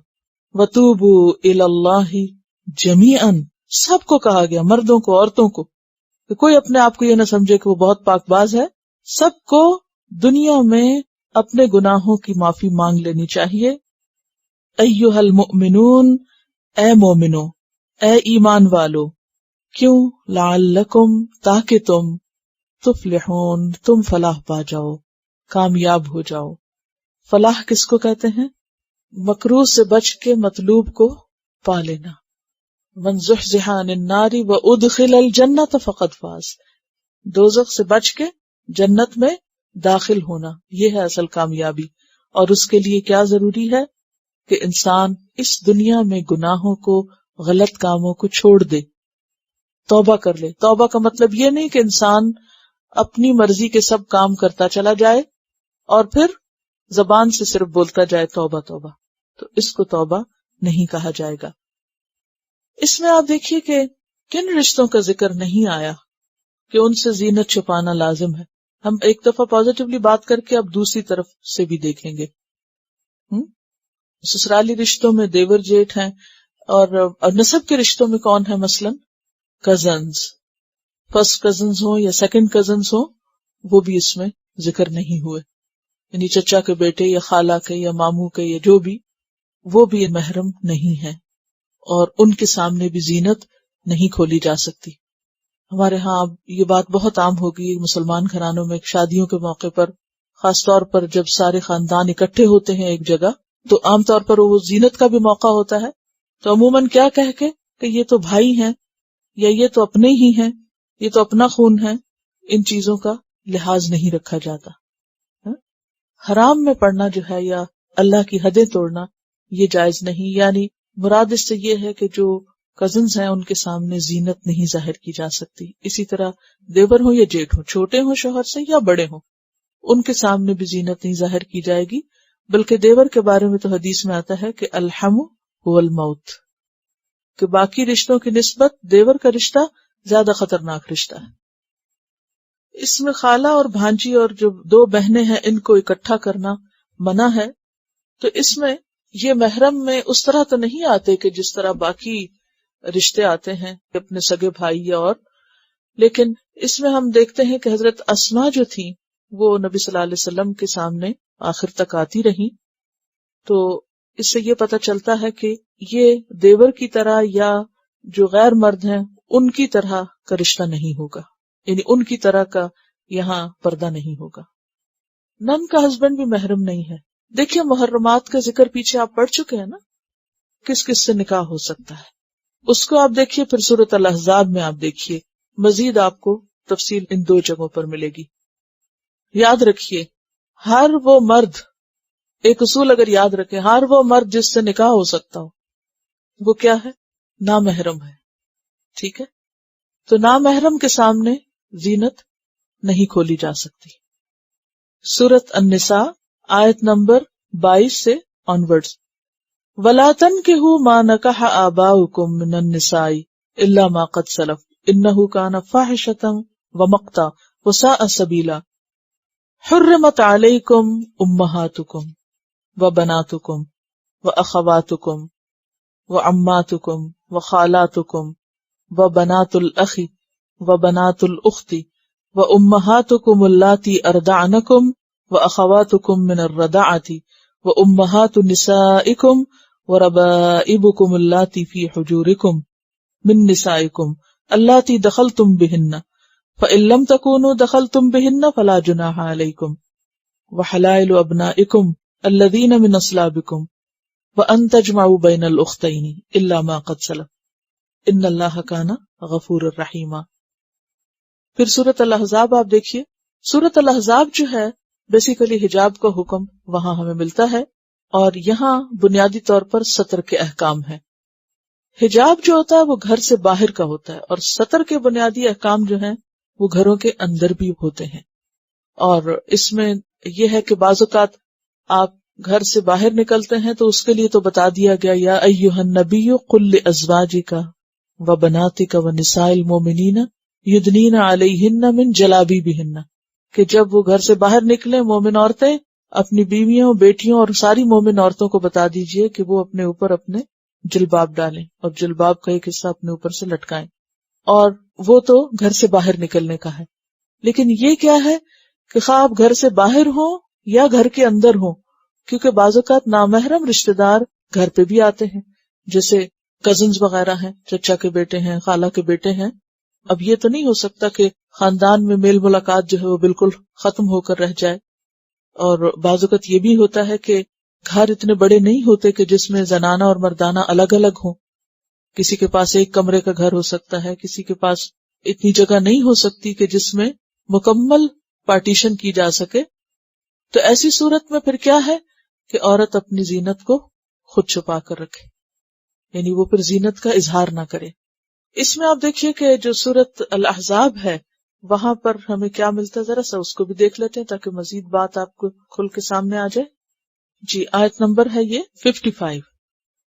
لا جناح علیہن، نہیں ہے گناہ ان عورتوں پر، فی آبائہن، ان کے باپوں کے معاملے میں کیا گناہ نہیں ہے کہ ان کے سامنے وہ اپنی زینت کے ساتھ جا سکتی ہیں، میک اپ کپڑے اور زیور پہن کے ان کے سامنے جا سکتی ہیں۔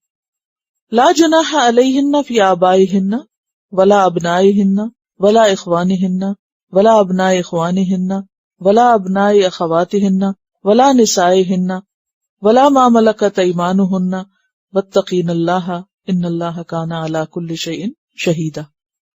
اس کے بعد یہ سورۃ نور نازل ہوئی ہے جس میں نسائہن اور ملکت ایمانہن کے علاوہ باقی بھی جہاں گنجائش تھی، رخصت تھی، ان کا ذکر کر دیا گیا ہے۔ قل للمؤمنین یغضوا من ابصارهم ويحفظوا فروجهم قل للمؤمنین یغضوا من ابصارهم ويحفظوا فروجهم ذلك أزكى لهم إن الله خبير بما يصنعون وقل للمؤمنات يغضضن من أبصارهن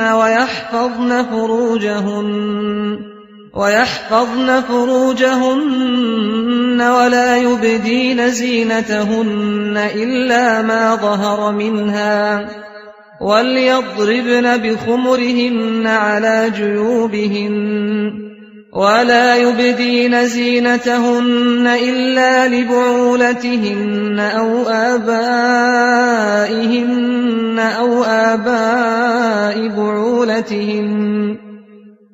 آباء بعولتهن أو أبنائهن أو أبناء بعولتهن أو إخوانهن أو بني إخوانهن أو بني أخواتهن أو نسائهن أو ما ملكت أيمانهن أو التابعين غير أولي الإربة من الرجال أو الطفل الذين لم يظهروا على عورات النساء ولا يضربن بأرجلهن ليعلم ما يخفين من زينتهن وتوبوا إلى الله جميعا أيها المؤمنون لعلكم تفلحون۔ سبحانك اللهم وبحمدك